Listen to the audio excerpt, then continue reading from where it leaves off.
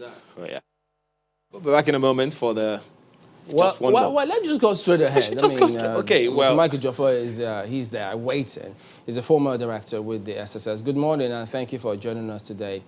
Well, definitely, the nation is at crossroads. Everyone just watching to see how the relevant authorities will respond moving forward. But we do know that the IGP had issued several reports and directives to the police officers, different cadres of police in terms of what to do.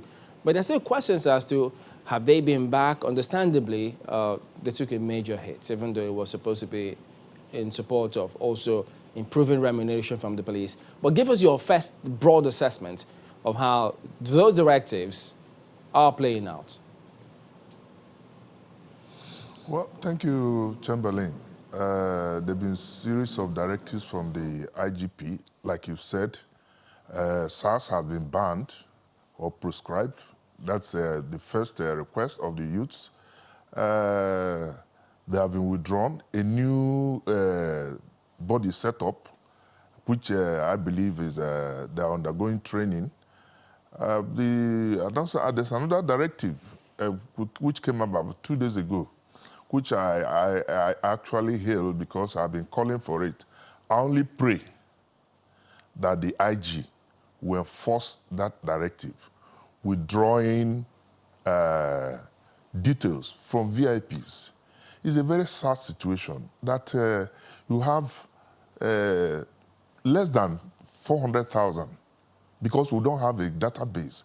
We have less than 400,000 policemen on call.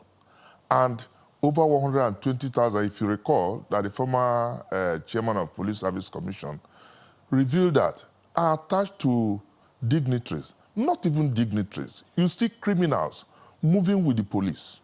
People have no means. That also gives the police very bad image. So I believe that since IG has given this, he will have the courage to enforce it so that those of them, especially politicians who go about with hordes of policemen, will take our security seriously. They don't seem to take our security seriously in terms of funding, in terms of because they are protected. I recall when the IG, this is not the first time. You see, and that's what brought us to where we are. You give a directive only for it to be revisited instead of enforcement of such directives. Just a minute, So I'm trying to understand your perspective. To have the courage. So are you saying that... To enforce this. Who do you say don't give attention to funding and the welfare of police because they are protected? Is it the VIPs or the government?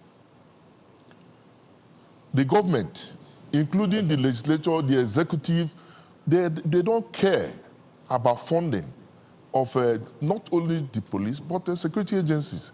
Okay. The high walls cannot save them. They are running around now. The politicians are running around. All right, I tell you that Nigerian politicians... In fact, let me go there so that you could just add that to your response, subsequent response. How does that weigh compared to some of what also sticks out as a challenge that needs to be addressed within the police? The thing is, look at the way the police, people get into the police. Well, most times, if it's not through recommendation or people, the same politicians who just have to push you in there. So, and those equally fundamental to the problem of the police, because lots of people tend to see us and them kind of policing. They see the police protecting the political class as opposed to the people, and not even standing on the side of the law. Yeah.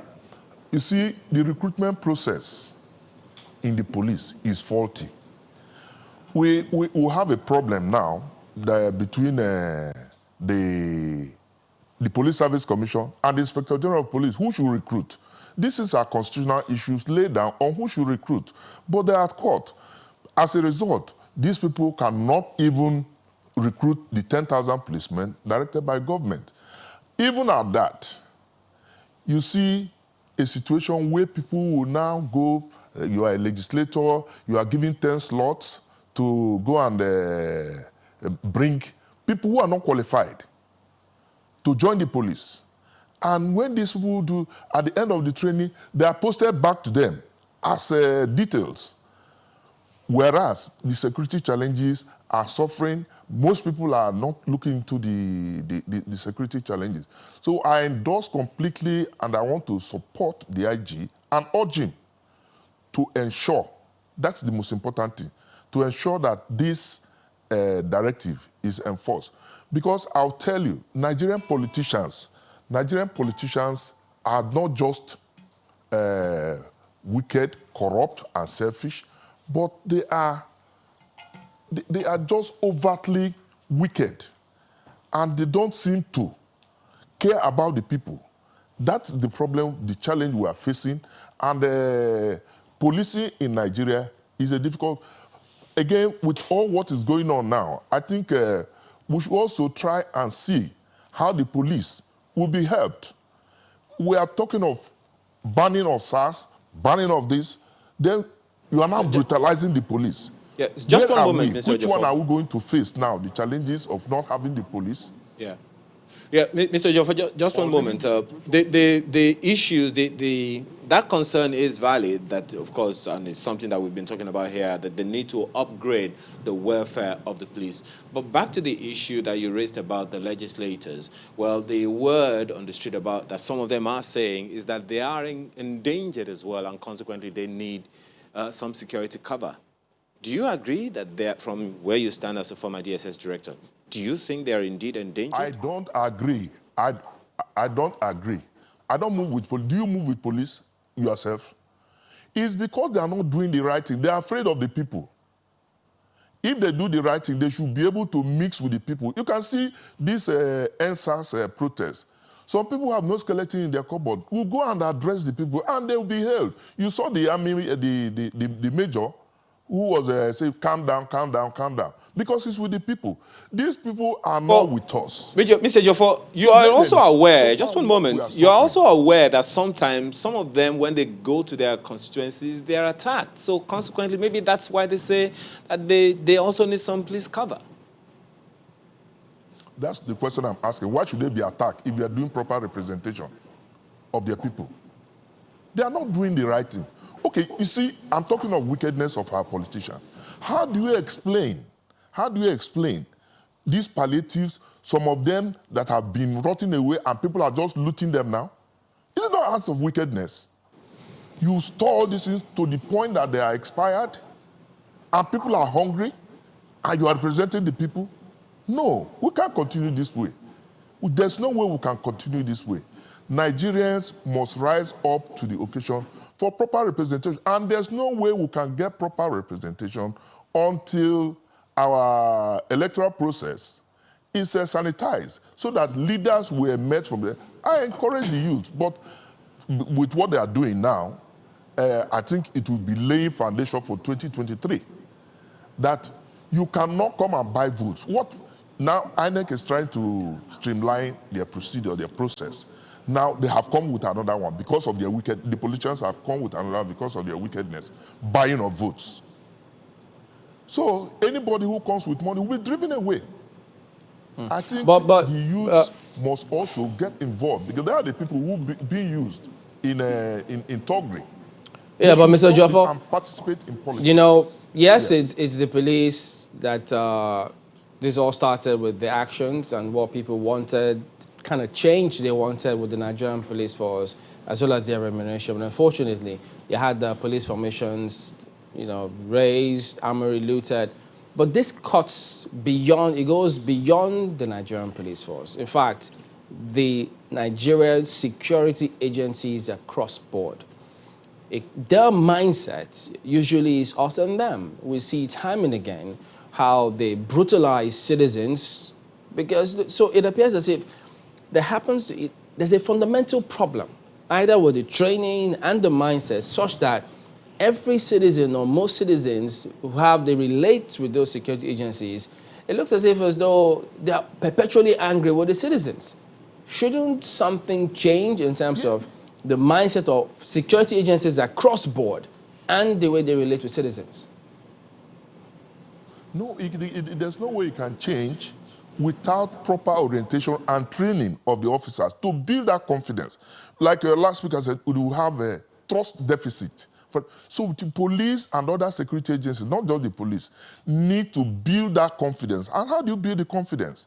It's not by brutalizing the people. Stay with the people. And that brings me again to the issue of state policing. The police is too distant from the people. If they are not local, security is a localized problem and needs local solutions. So people who you don't have confidence in, I've continued to emphasize this, you transfer people from Maiduguri, go to Bayelsa, that trust deficit is still there. There's no confidence. So we need to localize our police. These two central. And as long as that is, the trust deficit is there, people will not cooperate with the police. Assuming police we also localize... needs to change its orientation. Assuming we localize the police, what about the army, the civil defense, the SSS? It goes on and on. Do we localize those ones too? Police is the primary organ in terms of maintenance of law and order, internal security. Where for the intelligence services, yes, you can localize it. I don't see the business of army in civil authority, in civil issues. Civil defense, but we yes, see them every day. They should be localized. We see them in action every time and again. Because the police is ill-equipped to tackle the challenges on ground. So because of that, you get the military involved. Now, the police is even afraid. So where are we now? Police is even afraid to come out now. Some of them not wearing uniform to come out. They are scared. And these are the people who are to maintain law and order. So our appeal that we sit back and re-examine our issues and like the youths, sit down and give government opportunity to look into your grievances, which are genuine and germane. We just can't continue this way. We can't continue this way. All right. All right, then, Mr. Joffa, we appreciate your time this morning, but given opportunity is not in perpetuity. It's not an indefinite opportunity. There has to be timelines and deliverables to ensure these things are delivered as and when due. But thank you for coming on this morning. Thank you.